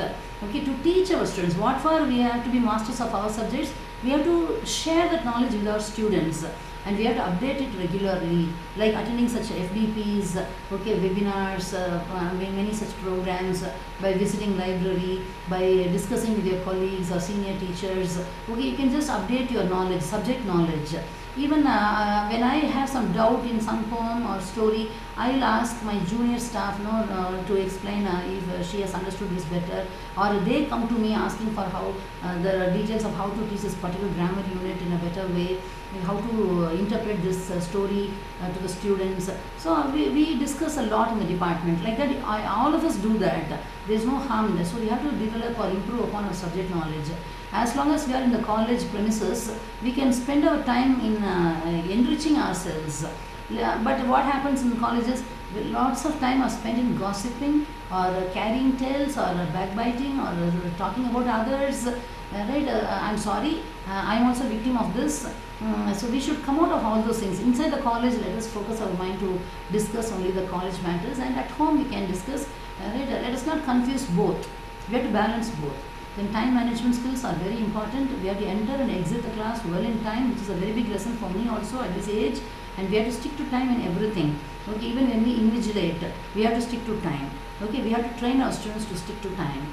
And then we have to have clear planning skills. This is, I think, third or fourth time I am insisting that we have to maintain diary. Plan your lesson every day. Be thorough with your timetable.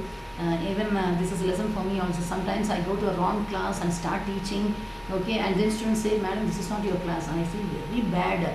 I just look into the timetable, oh, I forgot the day order, and then I rush to the other end to attend to my class. By then those students would have created commotion and they would have been scolded by the teachers nearby, and then I used to excuse myself and then enter the class. Such things happen, and they call me AMP, absent-minded professor. Okay, all senior teachers will get this title automatically, right? And so let us avoid such things. Share your academic plans with your colleagues. Sometimes we have to go on leave, so we have to sometimes 2-3 teachers teach a particular class. Okay, I teach prose, the other teacher teaches poetry, the other teacher teaches the short stories. So we have to have an academic plan among ourselves, so that the class will not be disturbed. Even if I go on leave, say medical leave for 7 days or so, I will request my counterpart or my partner teacher to just complete the particular lesson. So like that, let us have such sharing among ourselves.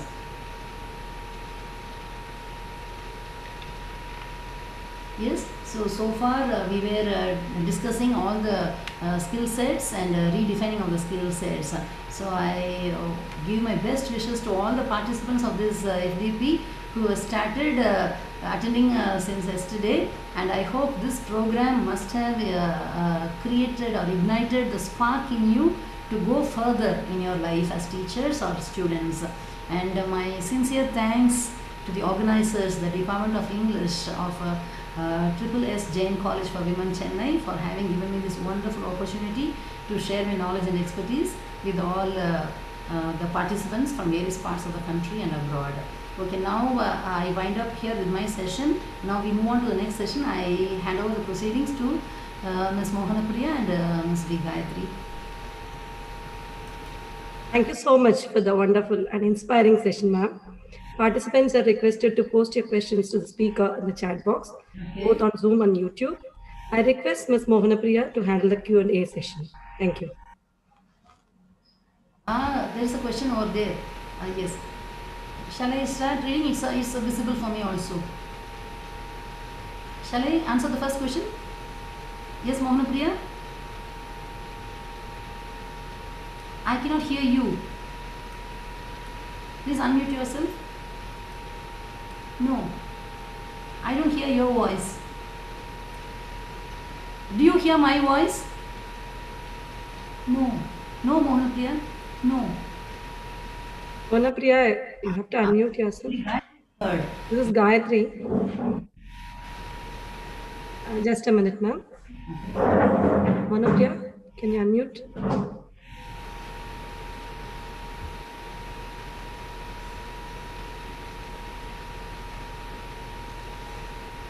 Yes, shall we start? Shall we start answering the question seen visible here? Yes, ma'am, please. In college, staff calling each other in singular terms to show they are close to each other. What do you suggest to those people, ma'am? Who were raised by Bhagyalakshmi Venugopal? Okay. And now I think this is happening in every college. Actually, this is not at all professional. Let us not call each other in singular terms. Okay, inside the college, in the presence of others, let us not show our familiarity or that kind of relationship which we have. Though we are very friendly with each other over the years, we develop that relationship, but let us not, let us not maintain that. Let us not call others in singular terms. I have heard, I think my students present here in this FDP who are now teachers and principals of college in different colleges, they would have understood that even when I was teaching them, I never ever had used singular terms with my students first of all. Okay, I never ever use வாங்க போங்கன்னு தான் பேசுவேன். அது எப்படியோ எனக்குள்ளே வந்துருச்சு அந்த விஷயம். ஓகே, ஈவன் சின்ன குழந்தைகள் கூட வாங்கன்னு தான் பேசுவேன். அது many people got irritated in those days, even today. But I maintain my decorum when I speak to my students. So when I speak to my students with that decorum, imagine how I deal with my colleagues. So at college, staff calling each other in singular terms in public, I think it doesn't sound good. Okay, if you ask me, I will not advise that. Okay, ஏன்னா சில இடங்களில் நம்ம வந்து ஒரு ப்ரொஃபஷனலாக தான் behave பண்ணணும். And especially இந்த college where we are being watched by all. You won't believe my head of the department in Esther years was my own maternal uncle. Okay, at home we all call mama. But at college, I used to call him sir. My father was a professor. I used to call him sir inside the college. I never call அப்பா வாங்கப்பா போகலாம் அப்படிலாம் சொல்லவே மாட்டேன். Okay, so own people கிட்டே இப்படி தான் இருப்போம்னா imagine. We have to be very professional. That's called professional ethics, Bhagyalakshmi. We have to, for others also, right? We have to be professional. We have to be with the professional ethics. Okay, calling each other. Even if a junior staff has joined our college, the junior staff in our college is half my age. Or half my age. I still address her as Vanga Ponga when I speak in Tamil. And in English, a very convenient language, you. The second person you is attributed for singular as well as plural. For respect or disrespect, we have to use only you in English. Okay, but let us not use singular terms. Okay, the singular terms are very obvious in our mother tongue. Okay, tu or tum in Hindi, aap in Hindi, and in Tamil we have ni, ningal, உனக்கிட்ட சொன்னேனே ஏன் செய்யலை, like that only. So let us avoid using mother tongue in our professional environment. Okay, so that you cannot expect such singular terms. Yes, ma'am, we have never used singular terms with us, even when we were your students. Yes, ma'am. You remember, right? How you use always plural, ma'am. Yes, the royal plural has to be used. Okay, next question. And you have been, ma'am. Yes. Thank you, ma'am. So Milind Thakare has asked another question. Ma'am, don't you think that online teaching will harm the students' creativity? Yes, of course it will affect the students' creativity. Okay, but it is only a temporary arrangement. For your kind information, it's not going to be an ongoing process. Maybe in future we will have lots of online programs, but then this education platform will be only offline classes are only better for them. It's only ideal. Okay, online classes definitely will affect the creativity. Those students who are already familiar with the knowledge or subject, they will get along with us in online teaching. But the average students, the mediocre students or the slow learners can never ever become creative with our online classes. Okay, one thing is their age. Okay, they are not truthful to us. They are not honest with us. Okay, and they say data is draining, so they cannot open their video or audio. Okay, so we do not know whether they are listening to us at all. I too get irritated. Even this morning I had a class where I could hear only one or two voices responding to me. I have been teaching a novella for them, and I wanted a response from them, but none of them, I got irritated. Okay, so as Milind Thakare puts it, it will affect. She has raised it as a question. He or she, I don't know, Milind Thakare has raised this question. Yeah, I am very happy about this question. It will affect the creativity of the students. But remember, this is only a temporary arrangement, these online classes. I think very soon, for us in Tamil Nadu, we are going to start our classes day after, that is on 7th, we are going to resume to our normal offline classes. little by little, I think slowly we are introducing third year classes first, then second year, then first year. We are going to introduce, and we are going to go back to our normal classes. Yes? Can I read the next question? This Yes, is yes. Gayatri. Yes, Mohan. The question is from Dr. Sashi.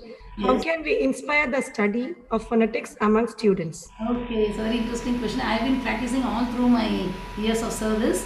What I do is I'll ask their names first.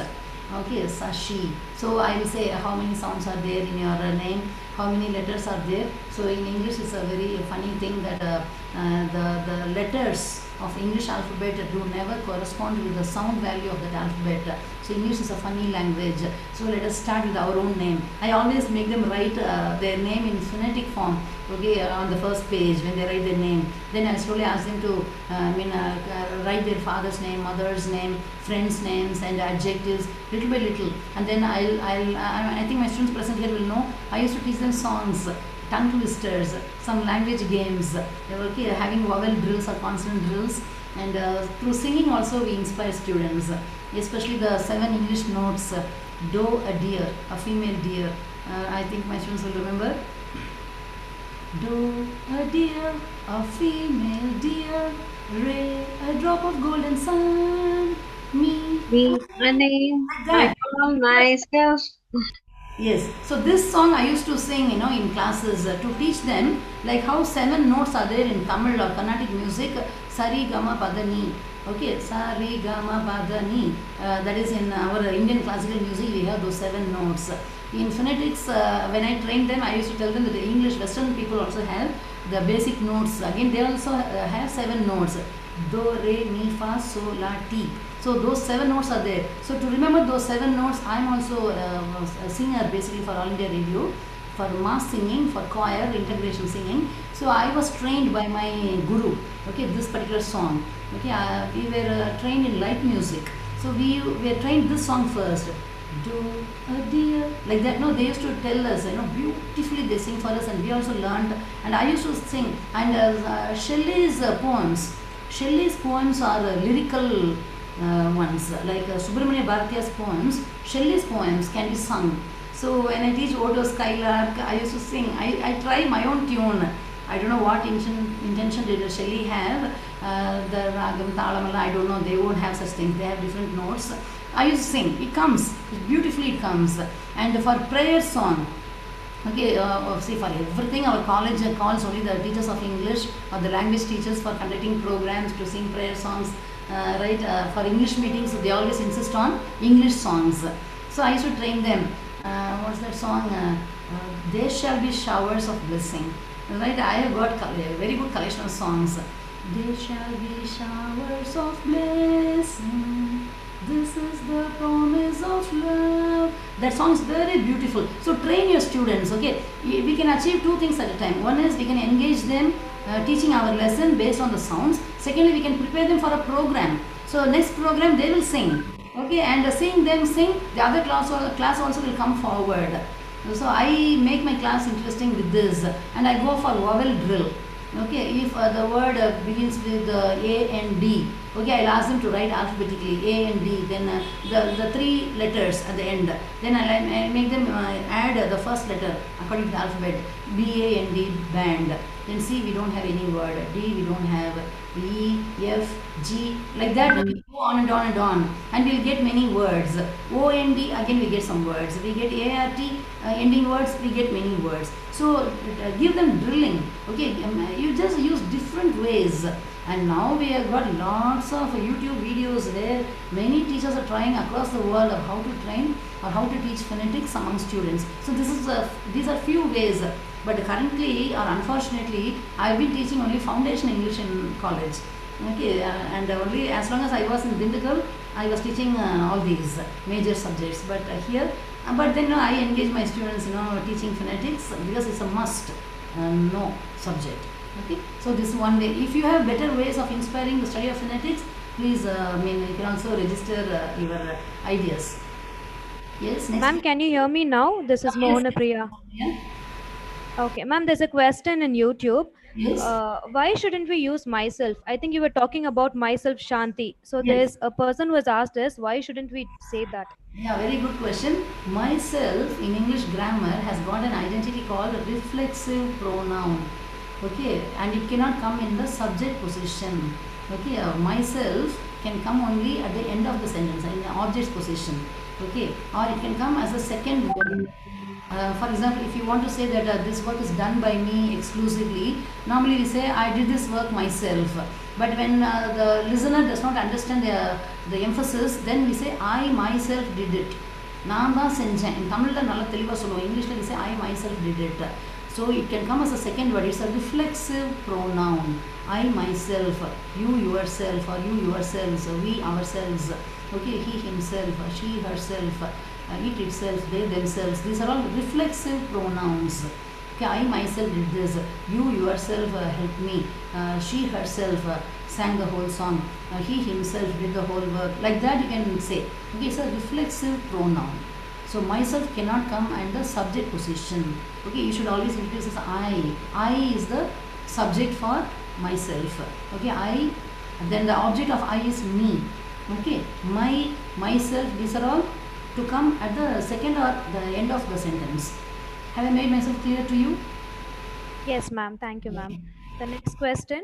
What is your suggestion to get away from the problem of MTI? I think it's mother tongue influence. I'm not sure. How to get rid? Why do you How want to get away from the problem? get Your away from suggestion. the problem? Okay, see, there should not be excessive use of mother tongue in the class by the teacher of English. Okay, and you can, that's why we use the word judicious. We have to use mother tongue judiciously only when there is a need. See, there are certain words where we cannot get the right equivalent to, especially when I say ரொம்ப அழகா இருக்கு. In English also we have got very beautiful. Even I wanted to add more about very. Okay, that's maybe in some other program and avoid using very in our language. So we say ரொம்ப ரம்யமா இருக்குல்ல. In Tamil we have got ramyam, ramya. Ramya means beautiful. அதே போல சந்தோஷம் பற்றி பேசும்போது when we talk about happiness, okay, there is a word, the height of happiness is anandam. Okay, bliss. Okay, and when we are not able to convey the right meaning to the students, there is no harm in using the word anandam, peranandam. Peranandam is ecstasy. Okay, anandam is bliss, blissful feeling. Okay, I am happy, I am ecstatic. Okay, I am excited. So when we teach such words, we can use the Tamil equivalent or the mother tongue equivalent, but then again we should come back to English. Okay, let us not be excessive. Let us not use it excessively. Okay, so mother tongue, and the students tend to ask us in Tamil. How much ever we tend to speak in English, they ask us in Tamil. And those students who speak Hindi or other languages, they complain to us that they are not able to understand what those students speak or what the teacher speaks. So we have to balance all these things, you know. So in general, we should tell students that we should make this class only English. See, you can just remember how French is taught. Okay, I think your French colleagues will tell you they will never use any English word while teaching French to a non-native speaker of French. I have got a couple of friends in Pondicherry where they teach French only through French. So we are also supposed to teach English only through English, but we have some concession to train our students because our teaching must reach the students. So we can judiciously use mother tongue, but that should not be too much, affecting the sentiments of other students in the class. Okay, so that is my answer to the question which has been asked. Yes. Ma'am, I think it's again from the students' side also the person is asking, I guess, ma'am, Yes. how to make them overcome the same problem. Oh, mother tongue. See, only thing is by keen observation. Okay, they have to observe. See, from morning to evening, we discuss many things. Okay, these students must observe very keenly. There are some bright students in the class who speak in English all the time. I have come across many students, you know, in my class, right from the beginning of their joining, you know, till the end, they'll maintain only English in conversation, private conversation also. They maintain the standard. Okay, and so these students can observe them, they can observe teachers, how we speak to the students, and like that, you know, we can. Those students must take some extra efforts. See, one thing is very clear that these students have got this problem.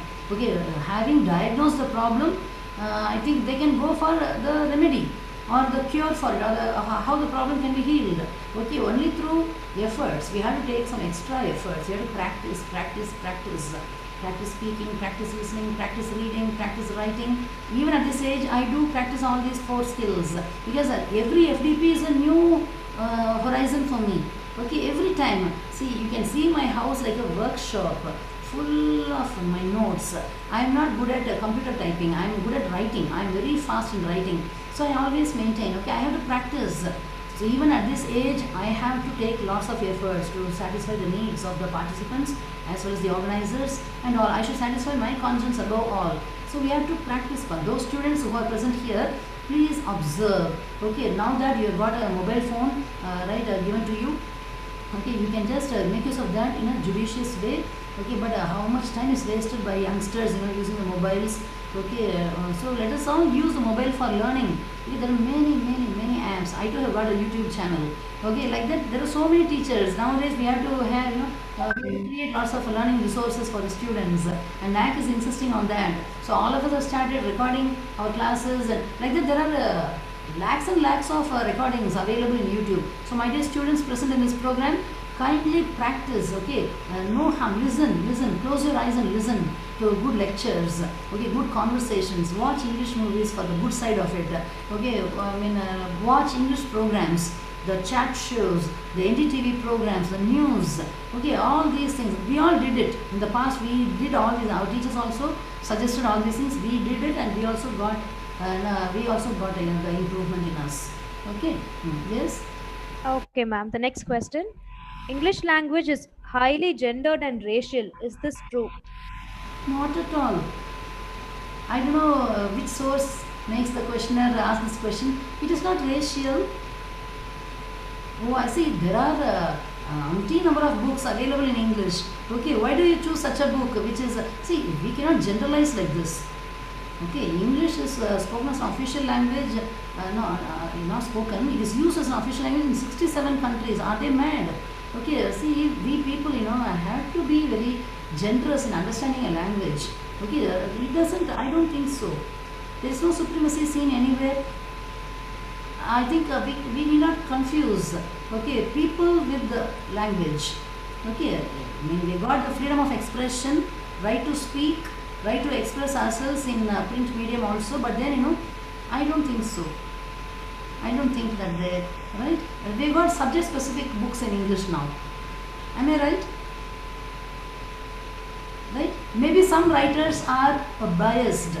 Okay, so we need not choose those writers to read. I will always avoid. My books are always my friendly books in my library. I don't buy all the sensational books or controversial books. Okay, I don't. Because why should I get another headache by reading such things? Okay, so English by itself, see, those days when it was colonizing various countries, there of course they had the supremacy, but now I think all of us have become, knowledgeable in how to live, okay, how to make our living. Okay, so I don't think so. I'm sorry if I have answered or not, but I don't believe in this comment about English. Yes. Okay, ma'am. Can you kindly suggest an ideal introductory book to learn about ELT? ELT book, okay, English language teaching. Our Dr. Balasubramanian's book is very useful for phonetics. Okay, and for ELT, I used to read Thomas Rogers' book. Okay. Sorry, I don't have the list of books now. I should have prepared a list of books. Maybe I'll be attending this program for the next 4 or 5 days with you. Okay, what I do is I will leave it to the organizers. I'll suggest a few books, okay, from my library. The latest books I'll just suggest. You can just read.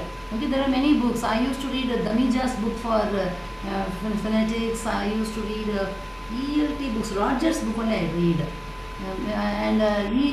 ES, English Language Book Society, ELBS books. ELBS books on ELT. Okay, and Krashen's theories, Chomsky's books. See, all those old theorist books are still available in that chaste form in ELBS publications. Always going for the standard publications, publishing houses. Okay, I advise my participants to go in for ELBS, English Language Book Society. books, then Longman Books, or Oxford University Press Books, or CUP, Cambridge University Publications Press, Cambridge University Press. Okay, and coming to Indian, there are many market editions available, North Indian books. Okay, I don't believe in that. I'm very sorry because they somehow misguide us. So go in for standard editions. Okay, buy from or refer books in the British Council or Higginbotham's. Okay, or some standard libraries, the central libraries. Okay, going for standard editions, international editions. Now we are in 2020, so you have to refer to books which are published after 2010. Only 10 years of books, okay, must be in our currency. Okay, all previous outdated books, need not be used. We have to update our dictionary once in 5 years. Do you know that? We have to change. I have got the latest dictionary. Okay, we have to change the editions. Even a grammar book, Renan Martin book also has to be updated. All these valuable books now have to be updated. Okay, but I will give you the list of books. Okay, in my next program, which, maybe tomorrow, I'll just give you. Okay. Yes, ma'am. Yes. Should phonetics be taught or practiced? Both. Practiced. Primarily it is to be practiced, but how can we practice unless we know the basics? So we have to, as teacher, we have to teach and we have to train our students. Okay, rather than teaching, see, English cannot be taught. Okay, English can only be trained. It's a language. Okay, only subjects can be taught. Okay, English as a subject through literature we can teach them, but as a language it has to be trained. We have to share the language skills, okay, with them. And so it has to be practiced all the more, but we should have the basic premises, we should have the knowledge, foundation knowledge, right? So both ways we have to train ourselves. The next question, ma'am. Classroom teaching has become one of the many campus activities. What do you feel about this? Classroom activities. Classroom teaching has become one of the many campus activities. Yes. What do you feel about this? Yeah, classroom teaching is a must. See, not only do we teach the lesson, we also infuse morals. We instill morals in our classes. We share many common values, right? People skills are practiced in a class. So classroom teaching is a must. Okay, it's a must. Okay, we should do justice to classroom teaching I have learned a lot from my teachers in classes. Okay, from school teachers, from college teachers, from university professors. I have learned a lot in classroom teaching. Had I done my course through correspondence, I think I would have missed the charm of my life. Okay, so the charm of student life is obtained only in a classroom setup. Okay, in a classroom, not only teachers teach. Once we leave the class, the students are in their own world. They learn something, right? They learn among themselves through their experience and their conversation. And then the next teacher comes. Again, the teacher with his or her set of values starts teaching. So there also it makes a sense to the students. Again, there is a break. They have their own world. See, it's a beautiful time, from morning till evening in the class hours. I think students learn a lot. Right? Is there any negative opinion about classroom teaching? I don't think so. Even now I enjoy, even now I long for my classes. Online classes are very boring. Ma'am, the next question. Doesn't this statement, "My father is Mr. M. Ilangovan," sound a little awkward? Doesn't introducing one's father like this sound a little awkward? Why my father is Mr. M. Ilangovan? Why is there an awkward sense here? See, my father is Mr. M. Ilangovan. You can say, I don't think there is any sense of awkwardness there. My father, I see in an interview, when it is a face-to-face interview, where the candidate alone will be there with the panelists, okay, where there is the need for feeling awkward when introducing my